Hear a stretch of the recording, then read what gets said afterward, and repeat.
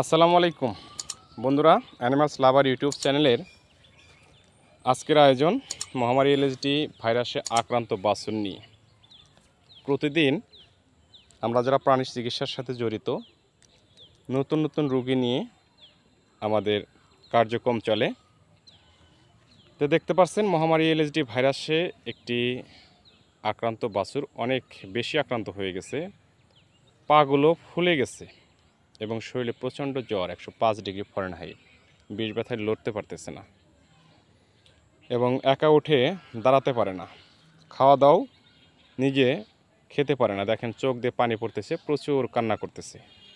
আমাদের শরীরে একটা দুইটা পক্স উঠলেই, যেটাকে আমরা বিষ ফোড়া বলি, আমাদের খবর হয়ে যায়, মাথার মগজ পর্যন্ত ধরে যায় ব্যথায়। যে পর্যন্ত এই বিষ ফোড়াগুলো ফেটে না বাড়াইছে, পাঁচ বের হচ্ছে, তখন আমরা আরাম পাই। এদের তো শত শত হাজার হাজার সারা শরীরে এই পক্স উঠেছে। কিভাবে বেঁচে থাকে, কিভাবে স্বস্তিতে থাকে? যতক্ষণ পর্যন্ত এগুলো ফেটে না বের হয়েছে, পাঁচ বের হবে, আস্তে আস্তে বিষ ব্যথা কমতে থাকবে এবং সে একসময় সেরে উঠবে।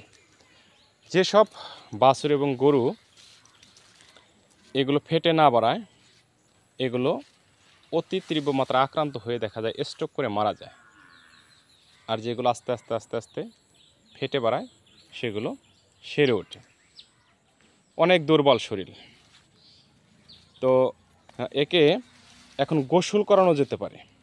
আমি খামাকে বললাম যে একটু গোসল করায় দেন, যেহেতু ফাটে নাই, ফাটলে সেই ফাটার ভিতর দিয়ে পানি গিয়ে ভিতরে আরও নষ্ট হইতো। যেহেতু ফাটে নাই, এর অস্থিরতা বেশি, শরীরে প্রচণ্ড তাপমাত্রা, একটু সাবান বা শ্যাম্পু দিয়ে বা হুইল পাউডার দিয়ে ময়লাগুলো সুন্দর করে পরিষ্কার করে একে প্রাথমিক অবস্থায় গোসল করিয়ে পরিষ্কার ন্যাকড়া দিয়ে সুন্দর করে সারা শরীর মুছে দিতে হবে, যাতে পানি শরীরে লেগে না থাকে। অনেক খামারেই বেশি বেশি জ্বর থাকে, অস্থিরতা হয়ে যায় গরু এবং বাছুরগুলো, তারা মাথায় বেশি বেশি পানি দিয়ে গরুকে নিউমোনিয়া ধরিয়ে ফেলে, নিউমোনিয়া হয়ে যায়। তো মাথায় যারা বেশি বেশি পানি দেন তাদের উদ্দেশ্যে বলবো, অবশ্যই মাথায় একটু সরিষার তেল লাগিয়ে দিয়ে তারপর আপনারা মাথায় পানি দেবেন এবং সাথে সাথে সুন্দর করে মুছে দেবেন। তবে বেশি পানি দেবেন না, বেশি পানি দিলে এটা নিউমোনিয়া হয়ে আবার রোগ আরেক দিকে চলে যাবে, তখন এর সাইড এফেক্টটা আপনারা সামলাতে পারবেন না। এই জন্য বলবো যে মাথায় বেশি বেশি পানি দেবেন না। যদি আপনার ফেটে বের হয়, পাঁচ বের হয়, এ সময় গোসল করাবেন না। আর না হলে এর শারীরিক একটু সুস্থতার জন্য আপনারা কয়েকদিন পর পর একটু গোসল করিয়ে পরিষ্কার ন্যাকড়া দিয়ে মুছে দিতে পারেন, তাহলে এটি স্বাভাবিক একটু সুস্থ হবে। চিকিৎসা আপনারা করার মতো কিছুই নেই। কীভাবে চিকিৎসা দেবেন? এই রোগের চিকিৎসা পর্যন্ত বের হয় নাই, তবে সম্পূর্ণ সুস্থ অবস্থায় ভ্যাকসিন দিতে পারেন। সরকারিভাবে কোনো ভ্যাকসিন এই পর্যন্ত বের হয় নাই, তবে বাংলাদেশ প্রাণী সম্পদ অধিদপ্তর ছাগলের যে একটা ভ্যাকসিন আছে গটপক্স, এটি মোটামুটি 70-80% কাজ করে। তো এই ভ্যাকসিনগুলো ব্যবহার করা হয়। কোনো কোনো ডাক্তার সাহেবদের মতে 1 ml করে চামড়া নিচ্ছে, আবার কোনো কোনো ছাড়রা 2 ml করে সাজেস্ট করে থাকেন, এগুলো আমরা দিয়ে থাকি। তবে আমি ব্যক্তিগতভাবে প্র্যাকটিক্যালি যেটা প্রমাণ, যে 2 ml করে যেগুলো আমি গরুগুলো দিয়েছি, এগুলো আপনার এ পর্যন্ত একটাও আক্রান্ত হয় নাই। আর 1 ml যেগুলো দেওয়া হয়েছে সেগুলো একটু সমস্যা হয়তো হয়েছে। তো সরকারিভাবে যে ভ্যাকসিনটা গটপক্স, এটা কিন্তু আপনার বাছুর গরুকে, কম বয়সী বাছুর গরুকে দেওয়া যায় না। সেক্ষেত্রে আপনারা কোম্পানির ভ্যাকসিনটা ইউজ করতে পারেন। দাম তুলনামূলকভাবে একটু বেশি হলেও, যেমন একমি কোম্পানির একটা ভ্যাকসিন আছে এবং এসিআই কোম্পানির একটা ভ্যাকসিন আছে। একমি কোম্পানিরটা একটু দাম বেশি, এসিআই কোম্পানিরটা একটু দাম কম। তো এই এলএসডি ভাইরাসটার ভ্যাকসিন এই বাছুরগুলোকে 1-2 দিনের বাছুর থেকে বড় গরু পর্যন্ত আপনারা ভ্যাকসিন দিতে পারেন নিঃসন্দেহে। প্রতিটা ভায়ালে, প্রতিটা বোতলে আপনার 10টি গরুর জন্য একটি করে বোতল, অর্থাৎ 2 ml করে দিতে হয় একটি গরুকে। ছোটো বাছুরকেও 2 ml, বড় গরুকেও 2 ml। এটার ডোজ এরকমই 20 ml করে থাকে। সেই হিসাবে এই কোম্পানি থেকে ভ্যাকসিন সংগ্রহ করে আপনারা দিতে পারেন, অথবা আপনার কাছাকাছি অভিজ্ঞ পশু চিকিৎসক অথবা ভেটেরিনারি ভালো কোনো চিকিৎসক যারা আছে তাদের কাছে পরামর্শ করে আপনারা এই ভ্যাকসিনটা চালাতে পারেন। তো এই মুহূর্তে চিকিৎসা দেওয়ার মতো, যেহেতু টেম্পারেচার অনেক বেশি, জ্বর আছে, একটু পেইন কিলার, জ্বর ব্যথানাশক ইঞ্জেকশন দেওয়া লাগবে এবং ইঞ্জেকশন অ্যান্টিহিস্টা দেওয়া যেতে পারে। অ্যান্টিহিস্টা এবং পেইন কিলার এই দুইটাই দিতে হবে। এখানে কোনো প্রকার অ্যান্টিবায়োটিক এখন ব্যবহার করা যাবে না। কারণ এটা বিশেষজ্ঞ ছাড়া যারা আছে আমাদেরকে নিষেধ করে দেন যে অ্যান্টিবায়োটিক ইউজ করো না। ফেটে বাড়াবে তখন পাস বের হবে, এটা দ্রুত শুকানোর জন্য তখন আপনার অ্যান্টিবায়োটিক ইউজ করা যাবে। কিন্তু এখন অ্যান্টিবায়োটিক ইউজ করলে গরুর আরও সমস্যা হবে।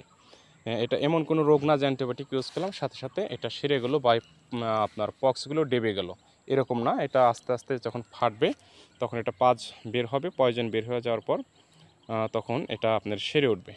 অনেক সময় দেখা যায় যে পা যখন ফুলছে এক জায়গা দিয়ে পয়সার মতো অথবা মার্বেলের আকারে সুন্দর গোল আকৃতি হয়ে এটা ফেটে বের হয়ে পাজ বের হয়, আস্তে আস্তে পাটা কমে যায়, শরীরের বিষ ব্যথা কমে যায়।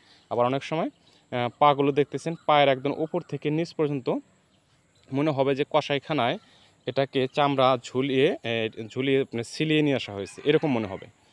তো আবার নাক বা মুখ এগুলো পড়ে যায়, খসে পড়ে যায়, অতিরিক্ত মানে ময়লা জমে থাকার কারণে, পাত জমে থাকার কারণে সেখানে কীট হয়, পোকা হয়, সেগুলো ড্রেসিং করা অনেক দুর্গন্ধ, অনেক কষ্ট হয়ে যায়। এই জন্য বলবো যে আপনারা সুস্থ অবস্থায় ভ্যাকসিনটা করিয়ে নিন। এবং এই সময় আপনারা বাছুর যদি পানি খায় বা গরু যদি পানি খায়, আপনারা পানি খাওয়াতে পারেন ফেট স্যালাইন দিয়ে। যেমন একমি কোম্পানির আছে গ্লুকোলাইট, রেনাডার আছে রেনালাইট, আবার অ্যালবিয়নের আছে অ্যালবিলাইট। এই স্যালাইনগুলো আপনারা খাওয়াতে পারেন। এই স্যালাইনগুলো প্রতিটি স্যাচেটে 25 গ্রাম করে পাউডার থাকে। এক গ্রাম পাউডার 1 লিটার পানিতে মিশিয়ে খাওয়ানো যায়। সেই হিসাবে বড় গরুর ক্ষেত্রে প্রতিদিন 1-2টা স্যালাইন হলেই হয়ে যাবে, আর ছোটো বাছুরের ক্ষেত্রে দেখা যাবে 1-2টা স্যালাইন হলে 4-5 দিন চলে যাবে। তো আপনারা এখানে এটা স্যালাইনটা ব্যবহার করবেন। অনেকেই মনে করে যে না এই স্যালাইন ব্যবহার করা যাবে না, এখানে ডেক্সামেথাসোন দেওয়া আছে, ডেক্সাডোজ দেওয়া আছে, এটা 5% কি 6% দেওয়া থাকে, এটা সামান্য কোনো কোনো সমস্যা হবে না।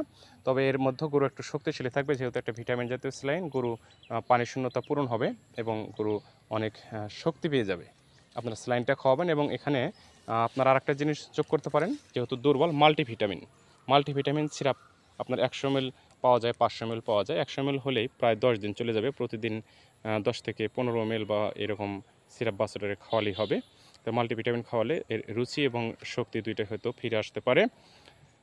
তো যতটুকু আক্রান্ত হয়েছে ইনশাল্লাহ আশা করা যায় যে যদি এটা ফেটে বের হয় তাহলে গরুটা ভালো হয়ে যাবে। সবাই দোয়া করবেন আপনার খামারের সুস্থতার জন্য। নিয়মিত কৃমিনাশক ওষুধ খাবেন, টিকা বেজ ব্যবহার করবেন। আর অসুস্থ হলে সুস্থ পশু থেকে আলাদা রেখে চিকিৎসার ব্যবস্থা করবেন। আমার চ্যানেলে নতুন হয়ে থাকলে চ্যানেলটি সাবস্ক্রাইব করে দেবেন। সবার আগে নতুন নতুন ভিডিও পেতে পাশে থাকা বেল আইকনটি বাজিয়ে দেবেন। কথা হবে ইনশাল্লাহ পরবর্তী ভিডিওতে। সেই প্রত্যাশা রেখে শেষ করছি আজকের মতো এখানে। আল্লাহ হাফেজ।